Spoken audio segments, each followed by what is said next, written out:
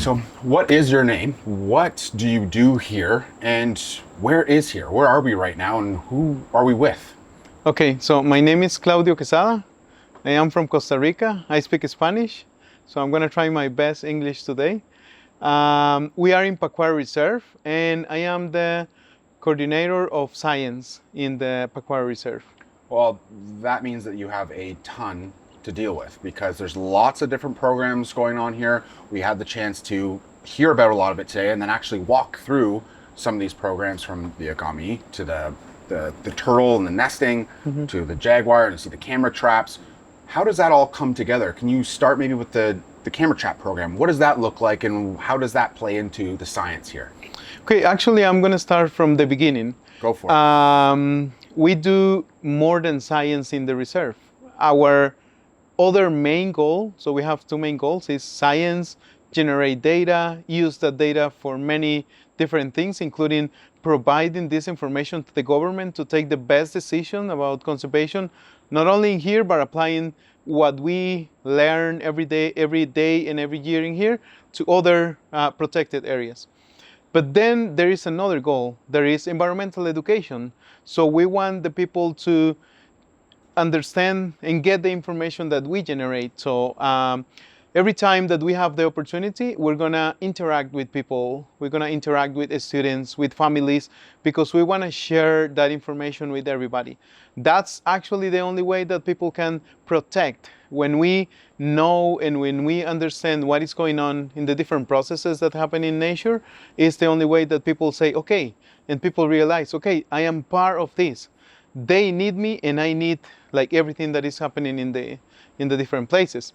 About the jaguars, yeah, we have a program where we have permanent stations along the reserve, and we have camera traps all over where we are collecting data about jaguars, ocelots, and pumas in general. But as well, we want to know more about their prey. We want to know basically how many animals are in the different communities, so they have the opportunity to stay here for longer time. This is a biological corridor, and Pacuar Reserve is in the heart of this corridor. 3 years ago, we were working together with the government to start this biological corridor, basically because a lot of animals just use the reserve as a migration area.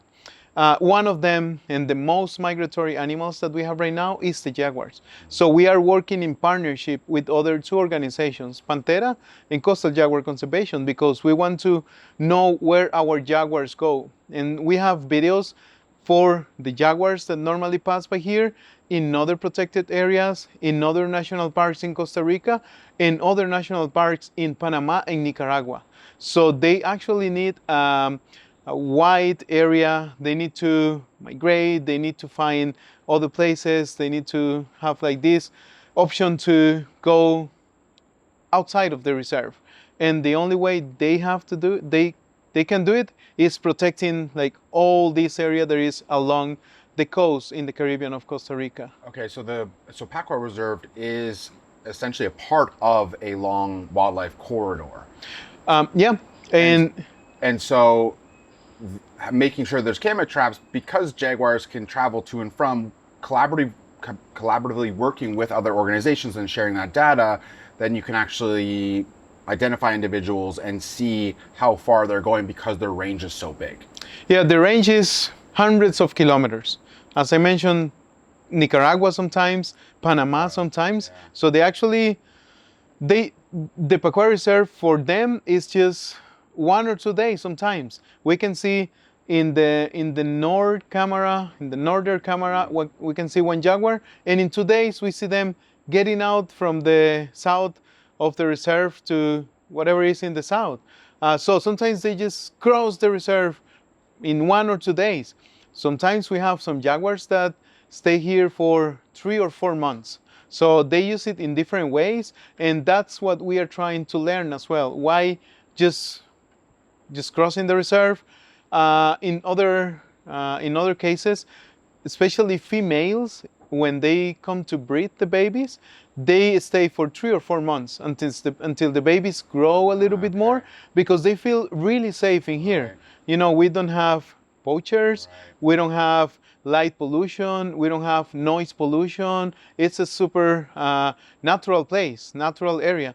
So they love to stay here, breed the babies, and then when the babies grow a little bit, they start getting out of the reserve. Do you find a correlation between the jags that do stay longer periods of time?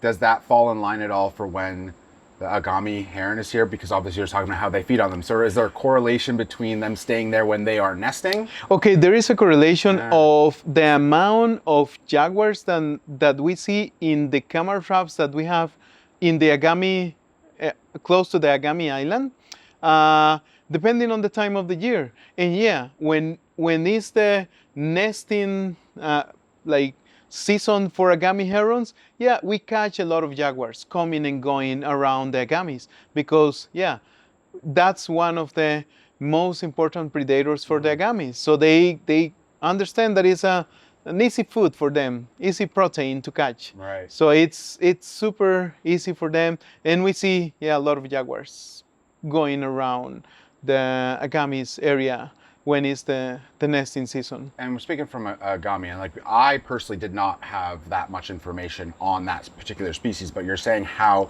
this particular nesting site, especially by the IUCN, has been used as a really important place for collecting data and analyzing the population. I imagine that's probably one of the more important or popular aspects that people want to come here for that reason, because there's not anything else quite like it for that species in the world. Mm-hmm. Well, I'm going to start again from the beginning. We need to go back probably 15 years ago. There were almost none information at all about the Agami herons. Then, little by little, this project started a monitoring program for Agami heron. And then we found another places in the world, well, in the Americas, where they actually reproduce as well. Some of those places are in South America. So, and some of those places are almost impossible to access. For one place, we need to go by helicopter about half an hour, and then land in the water, and then take a boat and go another 2 hours by boat. So it's not like an easy access that they can go every day and collect some data. In the case of the Pequary Reserve, we are 20 minutes away, 20 minutes walking away from the nesting site. So for us, it's super easy to go every day, collect data. So probably 99% of the data that we have about Agami herons in the Americas, it's coming from the Pequary Reserve, because it's super easy to access that place. And yeah, because of those reasons, we generate a lot of information. We are a member of the IUCN Specialist Group for Agami herons, where we provide yearly a lot of information. Actually, for 2026, we are planning to write a manual on how to do monitoring of herons in general, focus in Agami herons, including what is the road of conservation, because there are a lot of gaps right now in terms of conservation of Agami herons, because we know this colony, and we discover another 3 colonies in Costa Rica in this 2025. So what is going to happen with those colonies if there is no much information about how to monitor those species? So for us, it's really important to work in networks, to be not only generate that information, but share that information with other organizations, with the communities, because that's the only way for us to actually protect the species. That is one of our main goals. It's interesting you say that, because you don't hear that all the time, where a lot of organizations do collaborate and share data. In Costa Rica, does that seem to be common? Because it seems like the most conservation organizations I have spoke to here, there's a lot of data sharing, and that's always good for the actual benefit of the species, because in a lot of cases there's a lot of what I call gatekeeping, where people want to hold the information that they have, but it does no good for the greater species. So it seems like this is a constant theme where a lot of organizations are working together. That's a really good point, because I think that when we are in university, kind of the professor teaches us to keep the information until it's published. That's a really bad behavior, because sometimes we have information that other people needs, that other researchers needs, that other community needs, that other politicians needs, because that's the only source that they have to take decisions. So it's, in our case, 100% of the information that we generate is public. There, for example, for the videos that we have for jaguars and wildcats, we have all the videos in a platform that is called Sunnyverse, and anybody can see our videos and help us to classify those videos by species, by different things. So in our case, we truly believe that sharing information, data is the only way. There is no only way to protect the species. So when I have students, when we have people come in as a researcher, the first thing that I tell them, are you going to share the data? If they say no, well, this is not the right place for you to collect data, because one of our philosophies is to share the data with everybody. That's actually the way that we can help the species. It's not only my thesis, it's not only my publication, it's, okay, what are we doing for the conservation of the species? Yeah, in our case, we already have some networks, we already have some partnerships with some organizations, with some universities. But yeah, our goal is always to spread the word of conservation based on science, based on data. Yeah, it's nice to see that it's always about the bigger picture, and it's letting go of that ego that is, yeah, ingrained through university of like, hold your information and, you know, publish it. You know, the more publications, the better you look. Yeah. And it's nice to see that that information is spread out for the greater good of the actual animal. So that will definitely be a standout, and a standout in my case. Now, and it's good to see how the students understand. You know, when we have a master degree student coming to do the thesis, when they see all the groups coming and going, and they get more excited about the data, it's not only giving a speech about whatever is already published, it's giving a speech about what is going on in this season, how the global warming is impacting the sea turtles, how the global warming is impacting the Agami herons. Like day by day, or the data that we generate day by day, we share with everybody. And the students see that actually that like get the students super excited about getting that information like from the same season. They don't have to wait like 4 years, 5 years until it's published, and probably they already are not going to read anymore about Pequot Reserve. So when they get the information, like as soon as we generate it, they get super excited. and I think, from remembering what we've spoken about earlier, in that one, and we'll get to this because I know that the sea turtle program is a big one and where everything really started and blossomed. But hearing you speak about how this place is you're speaking about, you know, what a manual, and how you actually teach like how to collect data, and it's not just about coming to see it, but if people and students want to come here and truly learn from professionals in a program, they can actually learn data, like data collection and how to analyze all of that. So one, can you speak on where this all started way back with sea turtles, and then bridging that gap into how you become a robust organization that actually teaches exactly that? Okay.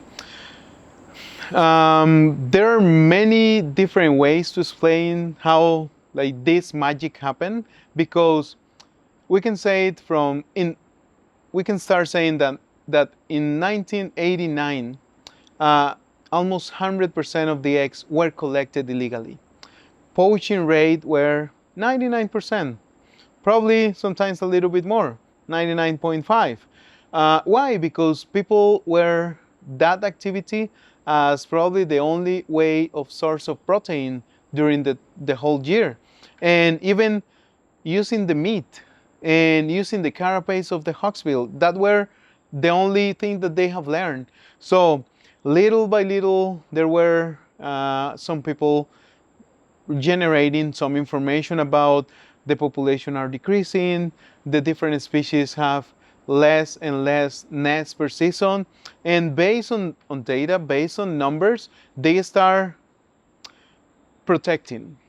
But then there were still poachers coming into the reserve. And then the magic came when they decided in 2000 to share this data with the communities around. When Ecology Project International had the founders of Ecology Project International had the brilliant idea of taking the local people to learn about the species, but not only a species, about the role that the species play on these kind of ecosystems. And that were the trigger that turned this 99% of illegal collection of eggs into 0% for the last 2 years. So people around here already understood that this is like a laboratory for their kids. Now the families understand that some of their kids are studying in universities for the very first generation because of the inspiration that they get in the reserve.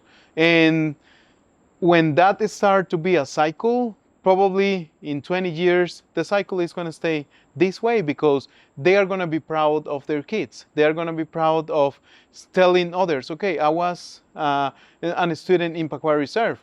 And actually, we have 2 or 3 employees of Ecology Project International that were students 15 or 20 years ago.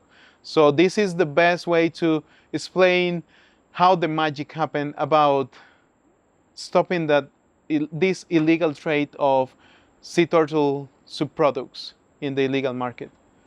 And we just were able to walk through and see, and I think since you started, and correct me if I'm wrong, basically close to like 1 million, is it eggs laid, hatched? What is that number? Can you dive into that? Because that's a really, really high number. When we were driving over, we were like, no, is that number right? But it's right. Yeah, correct. When we do the analysis of the data in these 36 years, we have saved, not only protect, but we have saved 1.8 millions of eggs from the 3 species that come to lay eggs here in the Pacuar Reserve. And we have released 1.1 millions of hatchlings back to the ocean. So if we estimate that for every 1,000 hatchlings that we release to the ocean, only 1 is going to survive, we can tell that probably most of the population of leatherbacks that we have right now in the ocean are coming from this place. In 2017, we did an analysis about the different females nesting in the different nesting beaches of Costa Rica. Based on that, we realized that in the Pacuar Reserve, in these 3.7 miles of beach, we are protecting 45% of the genetical stock of all the leatherbacks that come to lay eggs in Costa Rica, not only in the Caribbean, but in Costa Rica, including the Pacific and the Caribbean. So that's a really amazing number, but a really big responsibility that we have. You know, when we understand these kind of things, it's a must that we need to improve our science. It's a must that we need to bring more people into here to learn what is going on. It's a must like to keep working in networks because we need to spread these kind of things to the world. It's interesting you say that because it's almost once you get deeper and deeper and deeper and understand how important the work is that you're doing and how you're situated in the really, really important space, finding the funding, finding the resources to make sure that this place can stay protected and you guys can keep doing your work, because if there's steps back, you know how devastating that can be to the population. And I know that finding funding and finding these different ways to find programs to bring people in and connect them to, but across the board, it's just a constant challenge. How is it that people can come out here and support? Is there interns? Is there volunteers? How young can you be to come out here and start learning and get on the beach and start doing that work? Well, from what I do, I know that every visitor is the change, not only for the reserve, not only for funding, but it's the change that we need in the planet. And when they understand that they have the power to take this decision or this other decision, we understand that they are going to think in Pacuare as the place that gave this information, that changed the chip in the brain from, well, whatever happened in the planet, I don't care, to whatever I do is going to affect in a positive way or in a negative way to the planet. So what I do is I treat everybody that come to the reserve as the person that have the power to change everything in the planet. And based on that, we get a lot of people that help. We get a lot of people that believe in what we do. Because it's not only coming here, doing science, collecting data, and goodbye. It's coming here and actually inspire people, actually pass this amazing energy that when we connect with nature, that's the only way to feel it.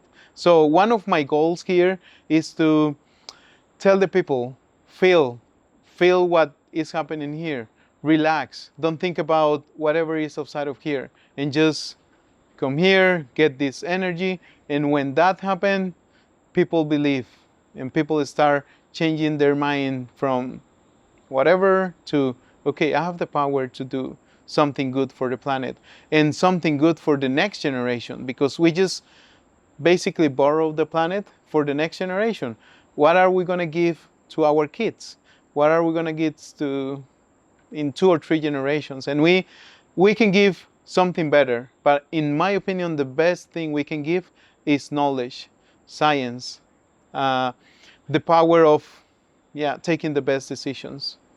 And I think for people that want to come and actually connect with nature and wildlife and understand the importance of what a biome or an ecosystem looks like, on the way in here, you're talking about how you have multiple different ecosystems here and how that's why this place is so important. Can you speak on some of the differences between the ocean and the canals and the wetlands?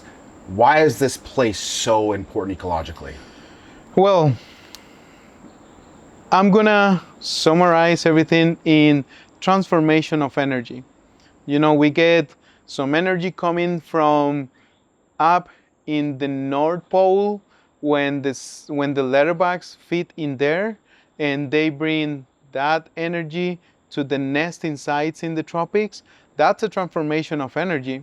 And then from there, the population of crabs are going to grow, the population of bacteria and fungus grow, because this is a lot of energy that get into here.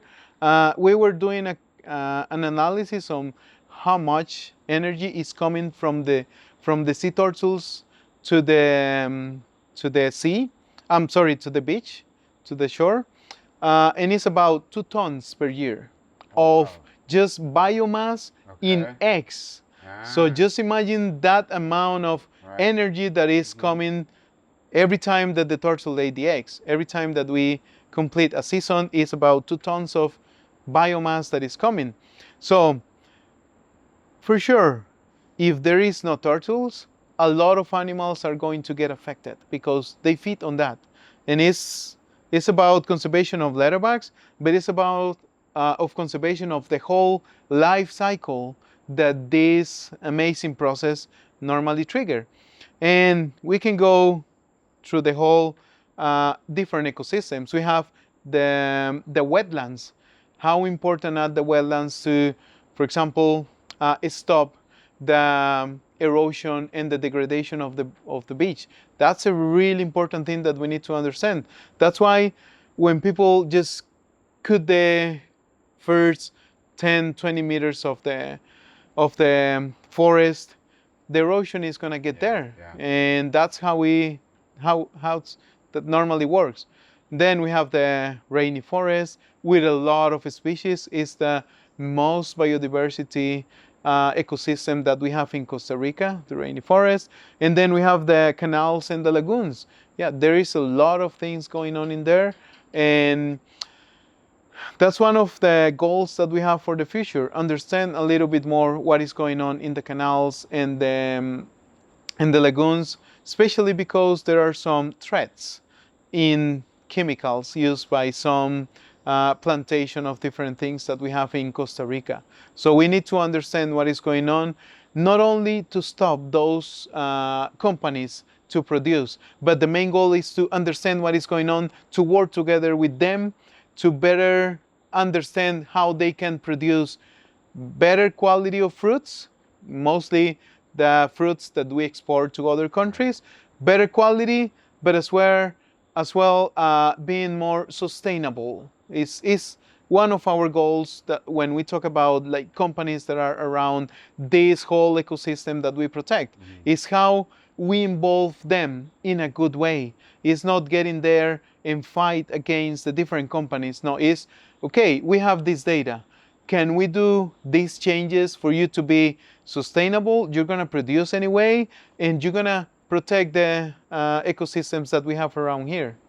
Well, I think if you're, especially if you're taking that route, right, they're going to want to hear that from a leader and someone who is actually running things super sustainably themselves, which this is an interesting place because there's a lot of places that I go to, that still have Wi-Fi and still full power, but this is a unique experience where you can really come here and connect and you feel that sustainability here and you feel like you're actually off grid, which is a unique element. But if you're going to take that stance, right, and want these companies and these things to make these changes, you've got to lead by example, which it seems like you guys are doing here completely. And what's interesting too is, you have all of these farms, and from my understanding, you said they're pineapple and Bananas. and is it pineapple as well? Yeah, pineapples, bananas, palm oil as well. And so this protected area here, is there ever worries about, like, along these farms here, is there ever worry about like encroachment, or do you feel like this is a protected area and the communities have bought into what you guys are doing here?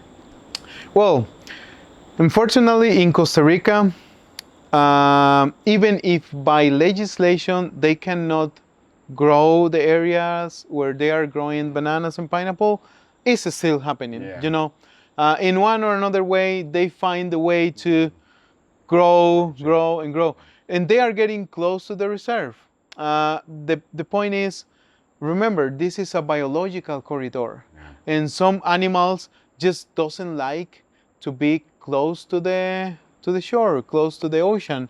They want areas that are higher up in the mountains. So if we don't protect those areas, some of the animals either will disappear or have to change the natural behaviors, and that will cause like an stress to the other species, because there will be more animals using the corridor that were used by the animals that were closer to the shore.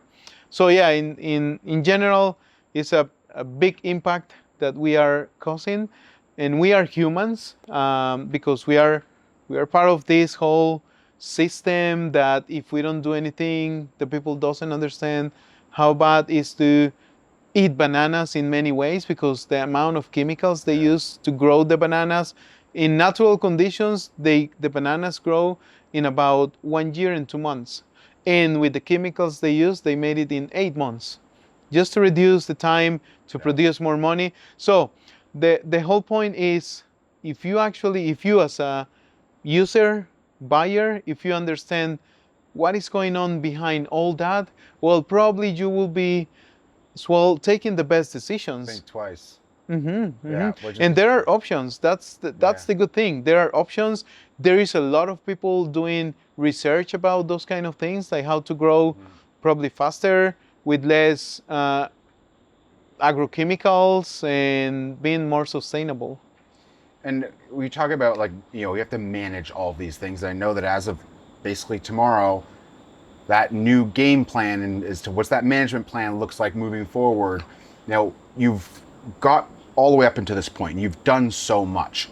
What does that management plan look like moving forward as you look forward onto 2026 and beyond? Yeah, that was a big challenge. Actually, finding the right sponsor to pay the consultants that were helping to create this management plan, because it's not only the the internal group doing the management plan. We need somebody from outside, because in this kind of things, it could be that we say, okay, we want this, this, and this, because it's our benefits. But in the case of the management plan, we need some people from outside telling, yeah, we agree on this, but as well you can help on this, and remember about this. So in this management plan, actually, as well, it's about money at some point, because we had to pay like all these resources to go. This has been taking 2 years and a half already of collecting information. This consultant, they were collecting information about the science we do, whatever is happening inside the area of the reserve, but as well in the communities around. So there were a lot of data generated that is important for us as well, but for the management plan. So in this case, this partnership that we have with the government, we are helping each other, because the government needs to have it to understand what are we doing in here and what are we gonna do in here. And for us, is the only source to actually understand what is the plan for the next 10 years in this case. This involve like hard things as pure science. How are we going to collect more data about the lagoons and the canals around here? But as well, how are we going to bring more people into the reserve? It involves everything from science to environmental education to communities around the reserve. Now, when you sit back and look at everything you've been a part of up until this point, we've touched on so many different topics just sitting here, and you ran through so much earlier today. Is there a hope? Is there one thing that you could either recommend that people want to come here and they're looking for a particular thing, whether that's just looking to connect with nature, whether that's seeing a specific species like the Agami, or it's an intern that really wants to learn science? What is Pakwar Reserve? Who is it for? I think it's for everybody that is ready to connect with nature. One of the best things that we have in here is that we don't have TVs, we don't have AC, so you don't want to stay in your room because it's so hot, and sometimes there is nothing to do in your room, because actually our office is outside, and that's the place we want to share. We normally say, welcome to our office, because this is the place where we work. This is the place that we want to share with everybody. So if you are ready to disconnect to whatever is happening outside of here, this is the right place. And sometimes I have seen people like actually telling things like, I understand why I decided to come to Costa Rica, just because to find myself, just because I wanted to learn more about me. I want to push my limits. I want to get out of the safe area that I used to live for my whole life. So it's not easy to come to the Pakwar Reserve. Conditions are sometimes extreme hot, sometimes extreme rain, sometimes extreme mosquitoes, many different things. But you need to focus that this is the right place for everybody to connect with nature. When you just listen to the frogs, when you wake up in the morning and you hear the howlers monkeys and you hear the birds singing all around, you know that you are in the right place to wake up every day, probably. Okay, so we passed by the first camera trap, and you looked and pointed to this weird pole underneath it. You said there's scent underneath that, and I thought, okay, maybe soaked in urine or something like that, but it was much more unique than that. And I think you said Channel 5, and I'm like, what does Channel 5 mean? But you said Chanel 5. And what is Chanel 5? Well, Chanel number 5 is the essence that we use to attract the jaguars to the camera traps. They actually doesn't like attack or anything like that. It's just something that they get attracted to. and they get curious. As you can see in the videos that we have, they want to touch the area, they want to touch what is going on in there, because actually some brands, and we have to tell the brands, Chanel number 5 and Obsession from Calvin Klein, they use some pheromones from some mammals that actually works to attract another mammals. So probably when you hear that somebody use Chanel number 5 and you get more attracted, well, that's a chemical communication that we have between species. And when I say between species, it's not only between the same species, because when we see another animals getting close to the scent station and they actually smell that there were a jaguar close to there, they run away. They get super scared because they have this chemical communication. I think was so odd. I've never heard of that before.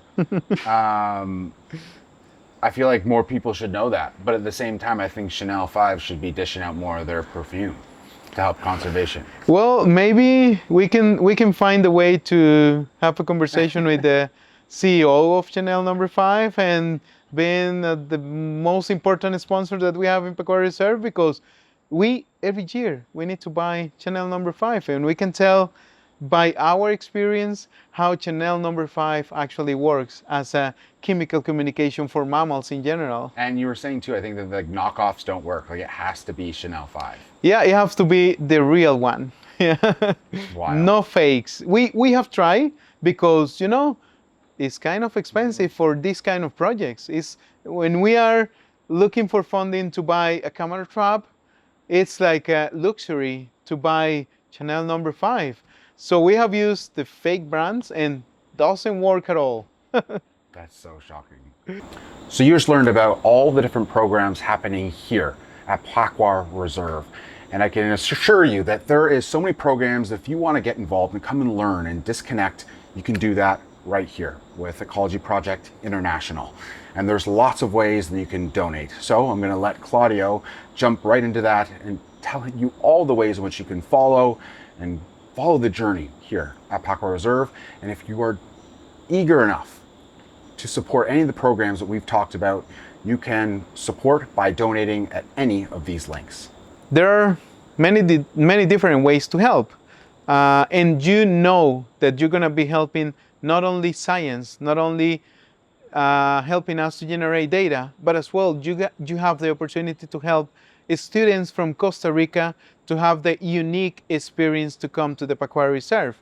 In that way, if you want to help even more, please follow us in Instagram. You can follow us in Pequary Reserve. You can look for Pequary Reserve and Ecology Project International. You can search for our websites, ecologyprojectinternational.org and pequaryreserve.org.